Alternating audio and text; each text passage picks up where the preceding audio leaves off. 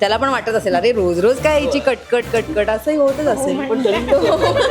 हो यार, गाण्यांच्या प्रेमात खूप मुली असतात, अजूनही आहेत, पण तिची कटकट थांबत नाही ना. म्हणजे हा सुधारत नाही तर मी तरी बोलणं बंद करेन. हट्टी हट्टी हट्टी ऍटलीस्ट सुरुवातीला तरी मैत्रीण म्हणूनच मी सांगितलं ना. हे मी पहिल्यांदा ऐकला शपथ एवढ्या वर्षात. असं ऐकायचं रोज एक एक फुल द्यायला तयार आहे. नाही, लोक म्हणतील हाच एवढं कौतुक करतो.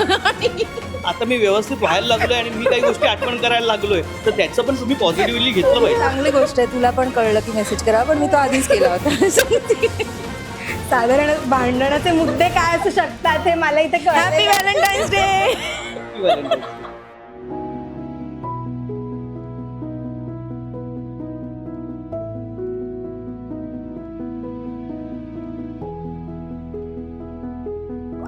नमस्कार, मी मधुरा शिदे आणि कलाकृती मीडिया तुम्हा सगळ्यांचं मनापासून स्वागत आहे. आज आहे व्हॅलेंटाईन्स डे आणि प्रेमाचा दिवस म्हटलं जातं व्हॅलेंटाईन्स डेला.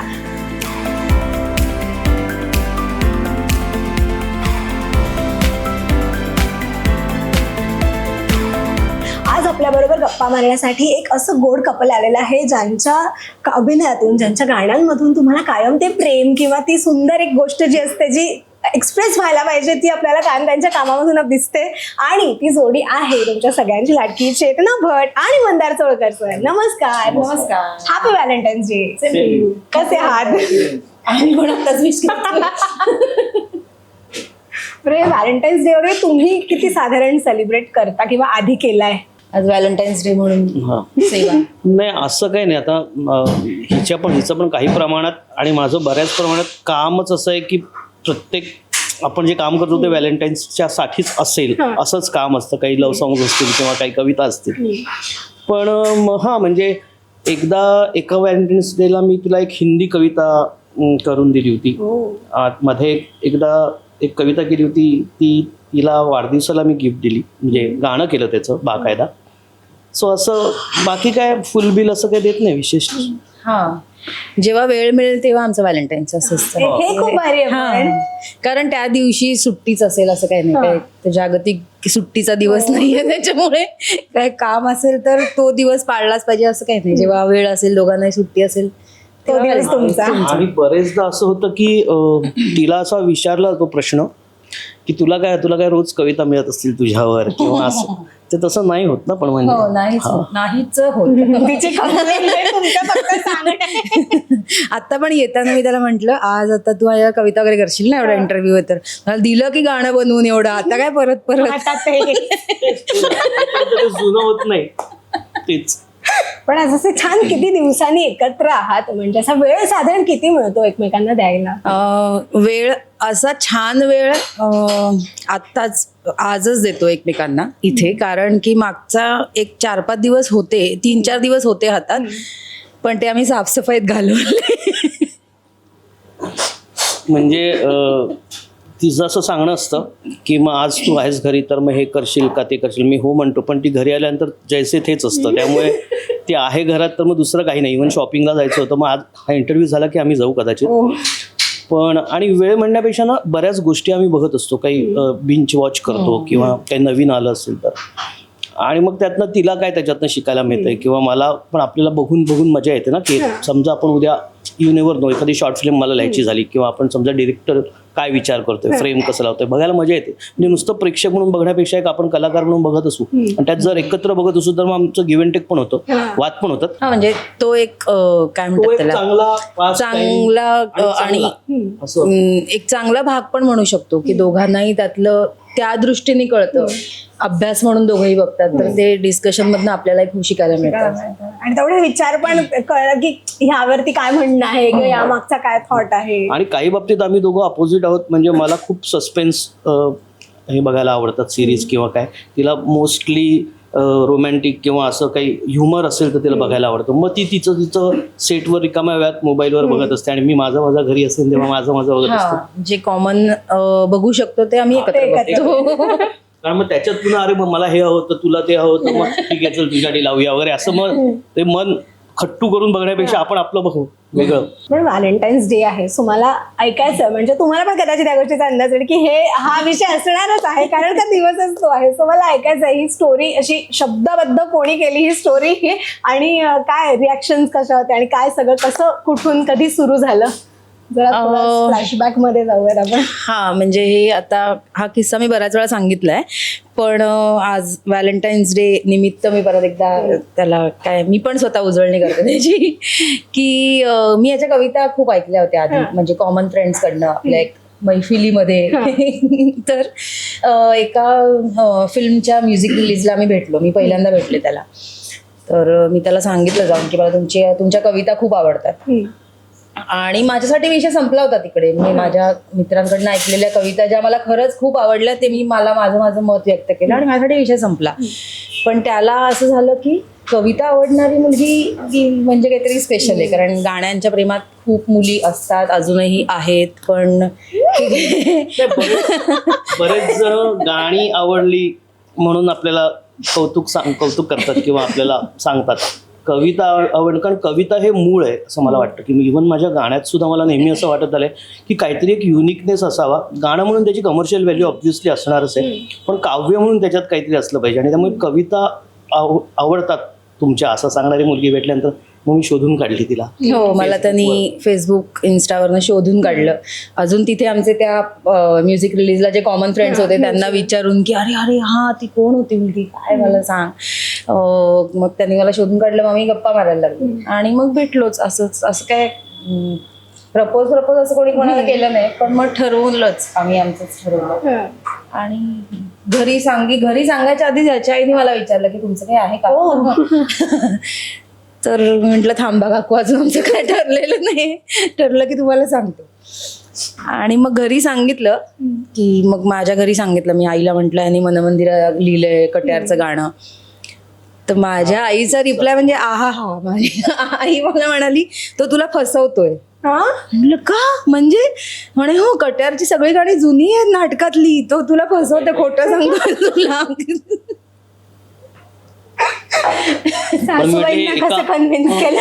नाही, पण ते एका अर्थाने म्हणजे कॉम्प्लिमेंट म्हणून घ्यायचं तर ती कॉम्प्लिमेंट पण आहे की जर प्रेक्षकांना किंवा कुणालाही ते गाणं जर ओरिजिनल टीम पैकी वाटत असेल किंवा त्याच्याशी साधणारं वाटत असेल तर ते कॉम्प्लिमेंट आहे.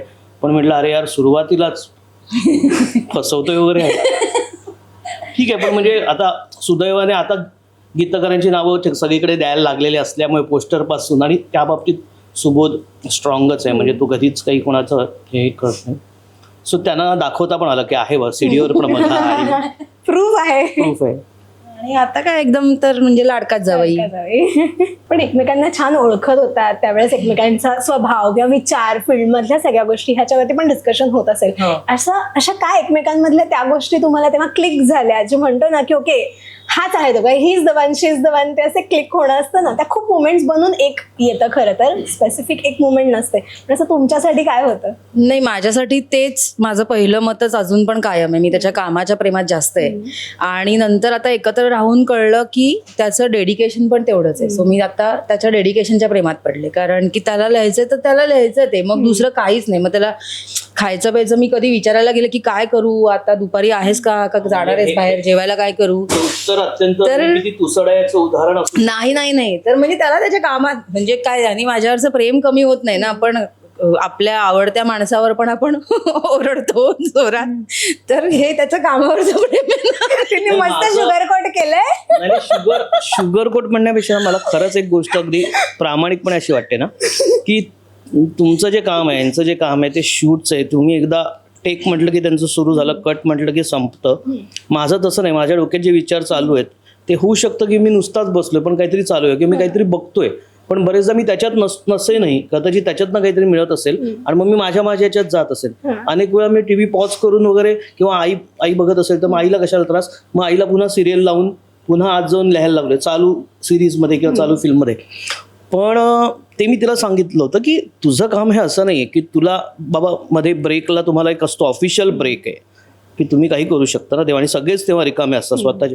आणि जेव्हा तुम्ही सीनला असता तेव्हा तुम्ही करत असता. माझं तसं नाहीये ना, आणि ते दिसत पण नाही ना, की ट्रान्सपरंट नाही आपला मेंदू, की आतमध्ये काय चक्र फिरतायत का ते दिसायला. सो त्यामुळे मी असं कधीतरी काय वगैरे असं तुसडेपणे की यार नाही निघ यार निघ वगैरे असं असतं. ते तिने असं छान सांगितलंय. हा पण ते तरी त्याचा तेव्हा राग आला तरी मला त्याच गोष्टीच्या मी जास्त प्रेमात आहे. तिने तर आता सांगितलं की ती कामाच्याच प्रेमामध्ये आधी पडली. एक पहिली गोष्ट अशी काय हिच्याबद्दल क्लिक झाली होती की वाटलं की हो ही मुलगी मला आवडली किंवा हीच पाहिजे आता आयुष्यात? नाही ते तर ते होतच ना, की कविता आवडतात तर म्हणजे कौतुक या अर्थाने नाही, पण म्हणजे नाही म्हणजे मला समजून घेऊ शकते अशा अर्थाने पण एक ते झालं. ऍटलीस्ट सुरुवातीला तरी मैत्रीण म्हणूनच, म्हणजे आपण कोणीतरी आपलं कौतुक केलं की आपण थँक्यू तर म्हणायला जातोच की नाही, तर तो होता मुद्दा. थँक्यू म्हणायला आला होतास फक्त? अगं आता मी सांगितलं ना, मी पहिल्यांदा ऐकलं आज एवढ्या वर्षात. अरे म्हणजे आता ती म्हणते की तुझी गाणी आवडणाऱ्या मुली असतात, आता प्रत्येकीला मी असं जर फोन करेन किंवा बोलत असेल तर मग ते कसं झालेलं काहीतरी त्याला एक क्लिक झालेलीच छान.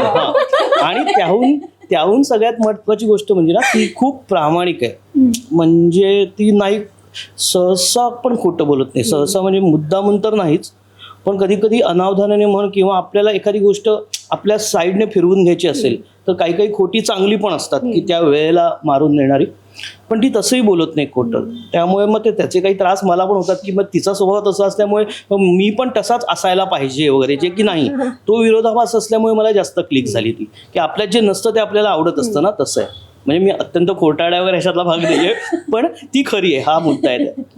नाही मला वाटतं त्या दोन विरोधी असणाऱ्या गोष्टी असतात तेव्हा ते छान बॅलन्स पण होतं. सेम असेल तर मग सगळं अपोजिट आहे, थंड पाणी साधं पाणी.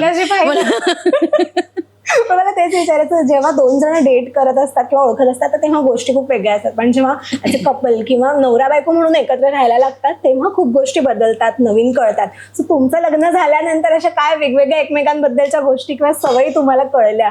लग्नाच्या दिवशीच नाटकाचा प्रयोग होता हिचा. हो ते तर मला पुढे माझं होतच त्याबद्दल. नाही त्यामुळे म्हणजे तोच आहे मुद्दा, की जसं आज आमच्या घरी की ही मुलगी आहे आणि मी जावई असं माझी आई माझ्याशी बिहेव करते, म्हणजे ती आणि आई हे एक टीम आहे.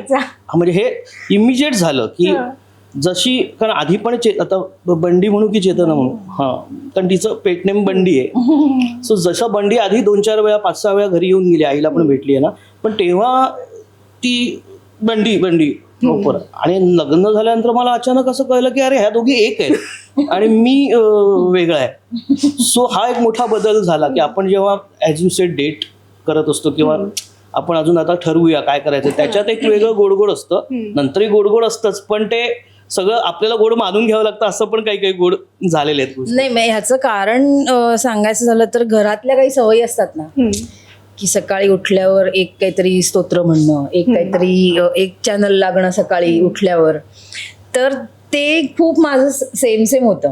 आणि ते ह्याला काय तशा फार गोष्टी सगळ्या आवडत नाहीत, त्याच्यामुळे याचं आणि आईचं त्या बाबतीत अपोजिट असायचं. तर मला असं वाटलं की अरे आपण आपल्या घरातलं सेम इकडे पण आहे, आईनं हे आवडतंय, तर मग ते म्हणून आम्ही आमचं खूप जुळत गेलो. आणि ना कायम हे म्हटलं जातं की ज्यावेळेस लग्न होतं तर ना असं बरेचदा मी ऐकलंय खूप जणांकडून ना मुलींवरतीच ते प्रेशर खूप असतं, हे असं खूप म्हटलं जातं. त्यामध्ये ना बरेचदा असं होतं की त्या मुलाच्या बाजूचा विचारच केला नाही जात.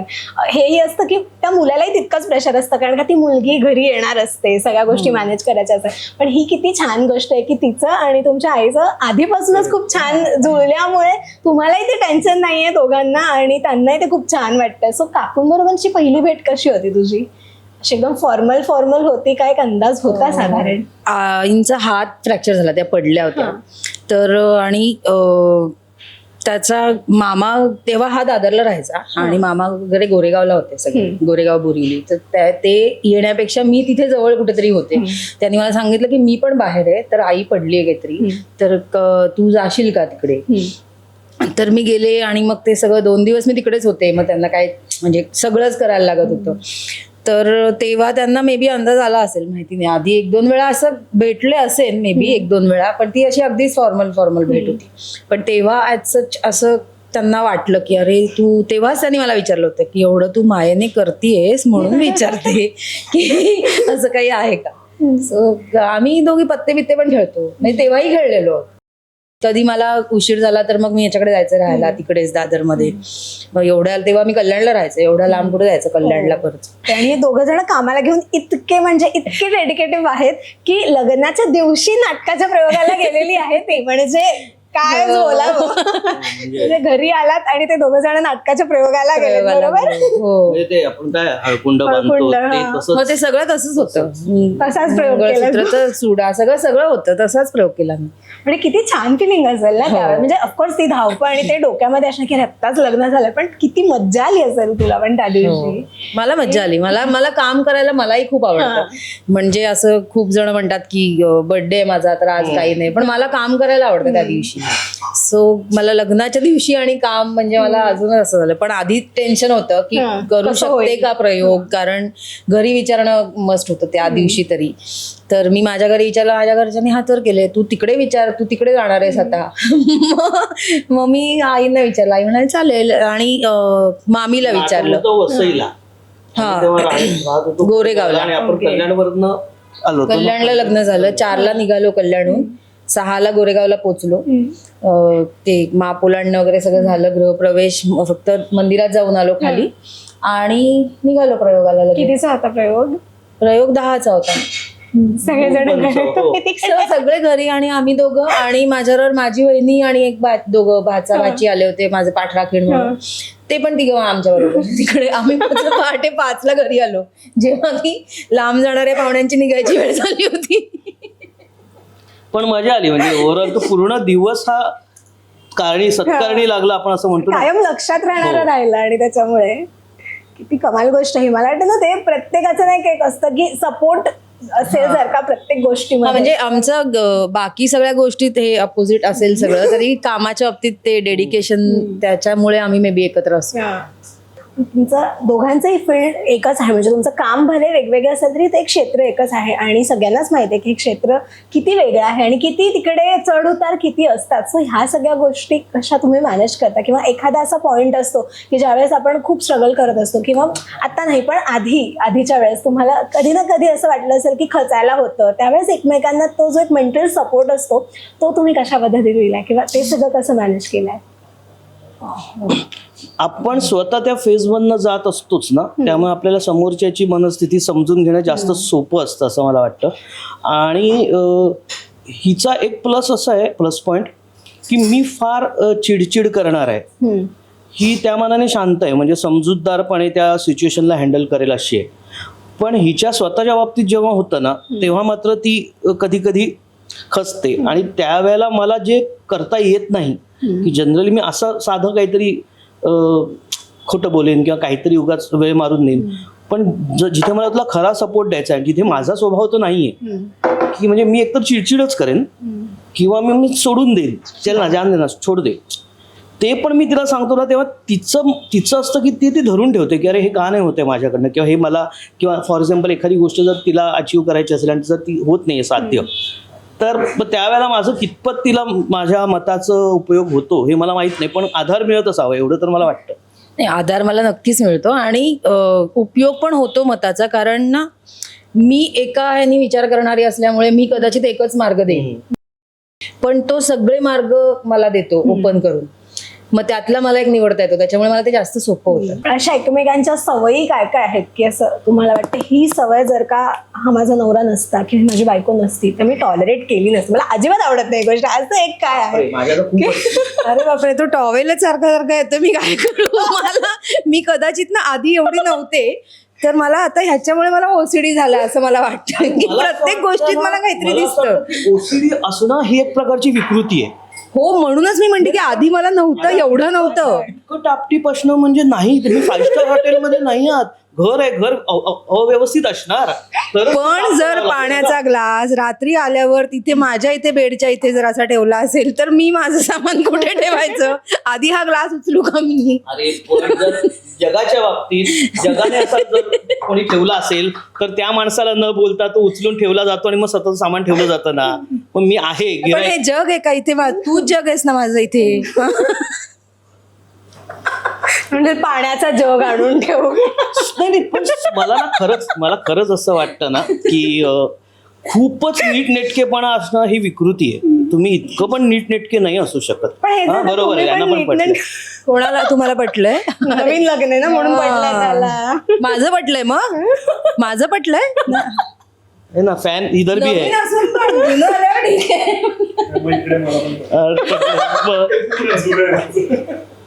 साधारण कॅमेऱ्याच्या मागून पण आता मतं यायला लागले. आता कमेंट्स मध्ये तुमची मतं हवे. पण राहिलं व्यवस्थित तर काय जेव्हाची काम म्हणजे जागच्या जागी वस्तू गेल्या तर तेव्हाच मग असंच साफसफाई करायला लागत नाही आठवडाभर. एखादी गोष्ट हिने जर ठेवली असेल ना तर ती फोनवर जरी सांगत असेल ना, आपण एखादी नसेल मिळत तर आपण जर फोन केला आणि अरे हे कुठे माहितीये का, तू ठेवलेस का कुठे, हा तर त्या ड्रॉवर मध्ये त्या कोपऱ्यात ते वरती करून बघ तिथे आहे का, असतं आणि ते तिथे. आणि जर नसेल तर मग याचा अर्थ तू ते घेतलेस कधीतरी आणि मग तू ते जागेवर ठेवलं नाहीयेस. पण म्हणजे मग अप्रिशिएट केलं पाहिजे. चांगली मग गोष्ट करतोच आहे ना. त्याची. हो, पण मग ते मला ती चांगली पण सवय तू स्वतः पण ठेवलं दुसऱ्या नाही मग तू पण हे कर. मग मी पण पुढच्या इंटरव्ह्यू मध्ये सांगेन की एखादी गोष्ट याला फोन करून विचारली तर ती असते ना तिथे. नाही, मग आता मी ठेवतो ना त्या काही गोष्टी. आता ती कात्री आज अमेझॉनचं काहीतरी आलं तर हिनेच ती गायब केली होती म्हणून सापडत नव्हती. पण तू मला स्वतःने वापरली अभि हे रख दो थोडा जगह पे असं करून तिथे दिली म्हणून हा, तिकडे पण तू होती. तिथे ठेवली नाहीस अरे म्हणजे. पण माझी कामं होती चालू ताज्या ती घडामोडी. करून मग मी खात्री जागेवर ठेवीन. बरं, ठीक आहे, फारच होतं. एकदम ताज्या आणि परवाच्या गोष्टी ना, ताज्या घडामोडी बाहेर आले. आता इथे येतानाच्या बरं आपण आता गाडीत बसल्यानंतर अजून एक ताज्या. अजून एक की म्हटलं ताजा खबर आज की ताजा खबर. तू तिच्याशी बोललीस का आपण निघालो, अरे नाही ती आता शूट मध्ये असेल ना, ती फोन कसा उचलेल. बरोबर आहे. आता मला माहिती होतं की तुझं आधीचं चालू आहे म्हणून मी तुला फोन नाही केला. मेसेज तर करून ठेव. मेसेज मी केला होता. नाही, म्हणजे मी हे बघ, नाही, मी सगळं केलेलं असतं. मी अव्यवस्थित आहे हे सांगून झालं. आता मी व्यवस्थित व्हायला लागलोय आणि मी काही गोष्टी आठवण करायला लागलोय तर त्याचं पण तुम्ही पॉझिटिव्हली घेतलं पाहिजे. चांगली गोष्ट आहे. तुला पण कळलं की मेसेज करा पण मी तो आधीच केला होता. सांगते. साधारण भांडणाचे मुद्दे काय असू शकतात हे मला इथे हॅपी कळलं. Valentine's day. Happy Valentine's day. माझा एक प्रश्न तुम्ही वाचवलात. मुद्दे काय असतात असे साधारण? मोठे मुद्दे काहीच नसतात. छोटे छोटे मुद्दे असतात. पण हा हा, म्हणजे असं नाहीच होत की भांडणच झालं नाही म्हणून भांडलंय. असे पण काही काही कपल असतात ना की आपण इंटरव्ह्यूज मध्ये ऐकतो, अरे आपण भांडलोच नाही म्हणून भांडतात. तसं होतच नाही. आम्ही रोज भांडतो असं छोटं छोटं. आणि माझ्याचकडनं असतं ते, म्हणजे माझी चूक असते. मला भांडायची अजिबात इच्छा नसते पण मी करतूतच माझी असेल की त्याचं काय करणार. बरं, हिच्या बायोमध्ये लिहिलंय कधी गोड कधी तिखट. साधारण हिला राग कधी येतो आणि असं एक असं ना की माहिती असते की हे बोलल्यानंतर ही नाही चिडणार, तर मूड बघून वगैरे असं बोललं नाही जातं. असं हे- माझं असं आहे, नेहमी गोड याच्या कर्तुतीनंतर तिखट. मला असं वाटतं की ही स्वतः गोडच असणार माझ्याचमुळे. जर काही थोडंसं तिखट असेल ना वरती तर ते मग फक्त माझ्यामुळे असणार. कारण दोन गोष्टी आहेत. एक तर मी मान्य पण करतो की माझ्या, आणि त्याच्यामुळे मला फरक पण पडतो की मी काही काही गोष्टी सुधारायला लागलो असं नाही. आणि दुसरी गोष्ट अशी आहे की बाकीचं जसं मगाशी म्हटलं ना, बाकीचं जगातलं कोणी हिच्यावर अन्याय करत असेल, कोणी चुकीचं वागत असेल, कोणी काहीतरी एखादं म्हणजे जी गोष्ट आहे जी तिला मिळायला पाहिजे ती मिळत नसेल तर त्यांच्याबद्दल हिची तक्रारच नसते. हे पण इतकं स्वीट असणं सुद्धा डायबेटिक असू शकतं, एवढंही स्वीट असू नये. मग मग मग त्यातला काही लोकांचा तिखटपणा पण कधी कधी मग माझ्यावर येत असावा वरती. पेरी पेरी हे आता पेरी पेरीवर आठवलं मला. राग थोडासा काढूच शकतो. आपल्याच माणसावर काढतो ना थोडासा राग. पण आता मगाशी तुम्ही सांगितलं की सवयी अपोजिट आहेत आणि ते आपलं झालंही बोलणं की ते बॅलन्स होतं त्याच्यामुळे. पण एकत्र राहायला लागल्यानंतर अशा तुम्हाला स्वतःमधल्या काय छान गोष्टी जाणवल्या की अरे आधी मी अशी नव्हते किंवा मी आधी असं नव्हतं पण आता हिच्यामुळे मी पण आता ही गोष्ट माझ्यामध्ये आली. अशा चांगल्या टॉवेल सवयी उचलायला लागलो ना गादीवर. टॉवेलवरच आणि मला तर इतपत ऐकायला लागलं, म्हटलं तो टॉवेल काय मिळत नाहीये, असेल कुठेतरी असा गोळा करून ठेवलेला ओला. मग ते आपल्याला लाज वाटते रे, असं नाही ऐकून घ्यायचं. नाही आता एवढं नसतो. आता कमी झालं, खूप कमी झालं. आम्ही पण केलं गौतम. आता टॉवेल म्हणलं तो वेल डन म्हणलं.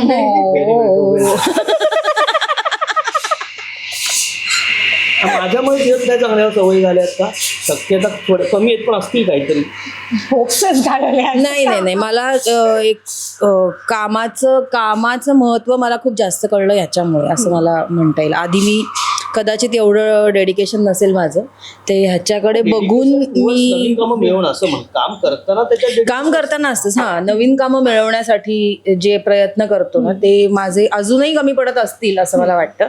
हा मला सारखं सारखं सांगत असतो की अरे इकडे हे, आणि याच्याकडे आधी गोष्टी येतात असतात ना, तर हे नवीन चालू आहे, हे नवीन झालं, ह्यांना फोन कर, त्यांना फोन कर, हा ते मला नेहमीच मदत करत असतो, नेहमीच समोरच्याला पण माझं नाव सजेस्ट करत असतो.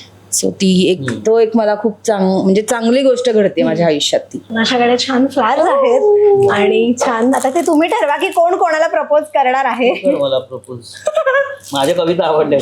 हो मग, पण तू मला शोधून काढलंस ना. ठीक आहे, आपण combine- अबे, माझ्यापेक्षा तू जास्त चांगलं बोलू शकतोस म्हणून असं काय म्हणायचं आता. तू कर 2. ठीक आहे. तुझ्या कवितेत ना नाही नाही प्रपोज बाबा, कर. तू आठवण्याची गाडीतच सांगितलं मला, आयत्या वेळेला काय आठवत नाही. हे कोण बोलतंय? अरे पण खरंच नाही आठवत हल्ली. हल्ली म्हणजे काय? हा, हा.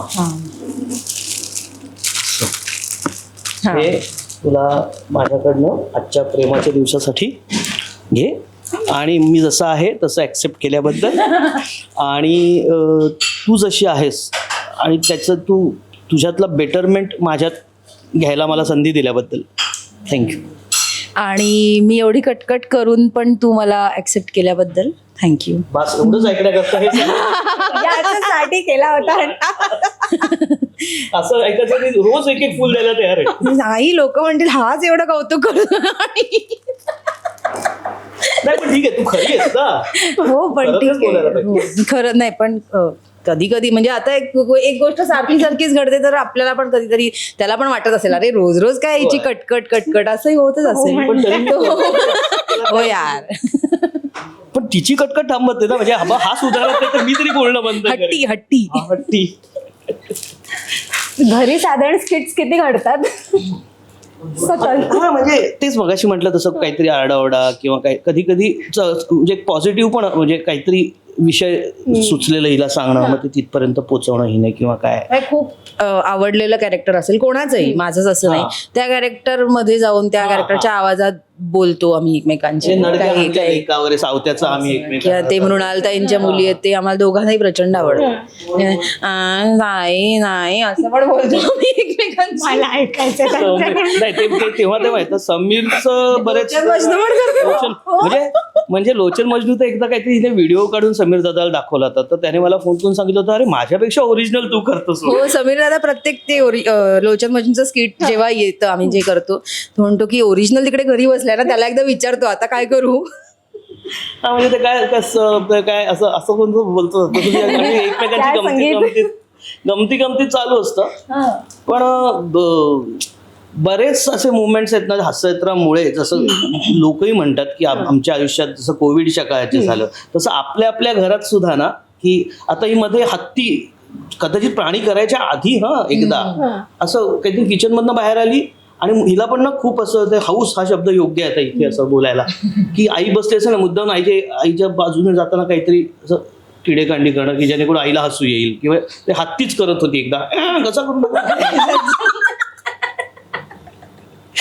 म्हणजे ते घरात चालू असतं, त्यामुळे मजा येते, ओव्हरऑल मजा येते. मला किती मस्त वाटलं माहिती तुमच्याशी गप्पा मारून. म्हणजे एक छान एक वाईब येणं पण खूप महत्वाचं असतं, आणि मला तुमच्याकडून खूप मस्त अशी छान गोड पॉझिटिव्ह वाईब येते. पहिल्यापासून आपण सुरुवात केली तेव्हापासून एकमेकांबद्दल इतकं छान तुम्हाला भरभरून बोलताना ऐकून मलाही खूप छान वाटत होतं. आणि काय आमची भेट हास्यचित्रेच्याच निमित्ताने झाली, पण आज त्या पलीकडची चेतना कशी आहे हे मला आज ऐकायला मिळालं छान खूप. आणि सर तुमच्या कविता, गाणी आम्ही तर सगळेजण ऐकतो, त्याच्यामुळे त्याही गोष्टी माहिती होत्या, पण आज त्या पलीकडे माणूस म्हणून तुम्ही कसे आहात हे सुद्धा ऐकायला मिळालं, त्याच्यामुळे फार छान वाटलं. आणि तुम्ही दोघं जण बिझी स्केड्यूल मधून वेळात वेळ काढून आलात, हो म्हणालात, त्यासाठी खूप खूप थँक्यू.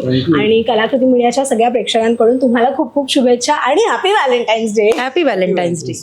बरं, आता व्हॅलेंटाईन्स डे आहे, पण ना आत्ताच्या काळामधला ना व्हॅलेंटाईन्स डे सेलिब्रेट करण्याच्या काय म्हणतात पद्धतींमध्ये आता खूप बदल झालाय. म्हणजे आता ते सोशल मीडियामुळे तर खूपच बदल झाले.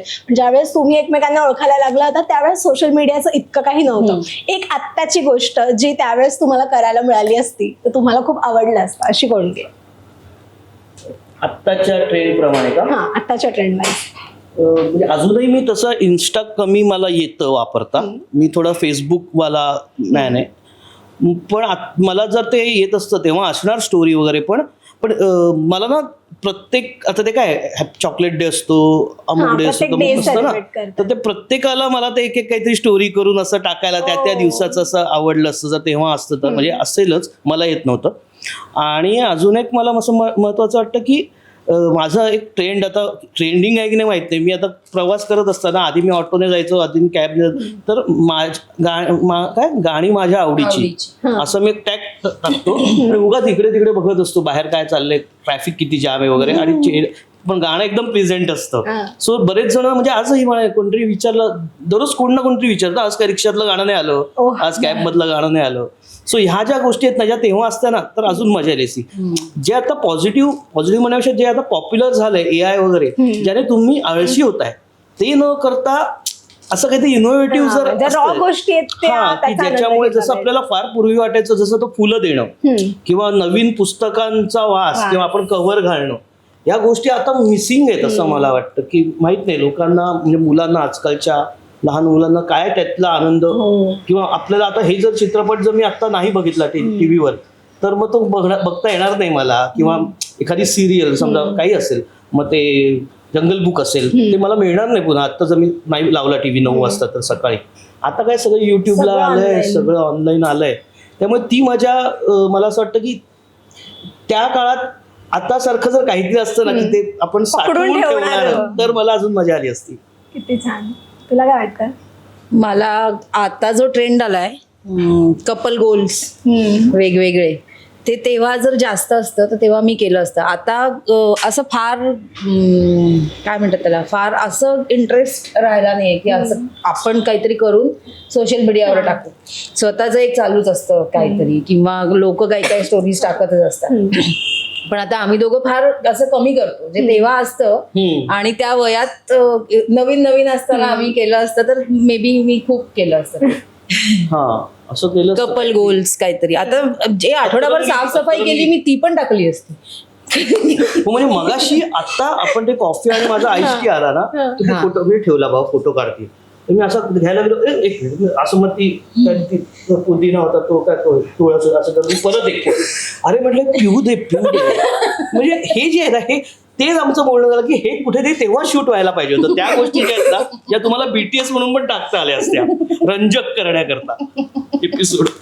फार फार फार छान वाटलं. आणि माझी अशी इच्छा आहे की कायमच तुमच्या वाट्याला खूप छान प्रोजेक्ट, छान कामं कायम येत राहू देत. आणि आता तुम्हाला लोक जितके ओळखत आहेत त्याच्या दुपटी तिपटीने तुम्हाला ती ओळख तशीच वाढत राहू देत. खूप खूप शुभेच्छा तुम्हाला. आणि पुन्हा एकदा थँक्यू सो मच. थँक्यू. आणि आम्हाला इथे बोलवल्याबद्दल तुला खूप खूप थँक्यू, कारण आम्हाला आमचा वेळ एवढा मिळाला एकमेकांसाठी. आणि बरेच दिवस आम्ही ना टाळतोय असे इंटरव्ह्यूज, कारण लाईनअप पण असतात अजून पण काही.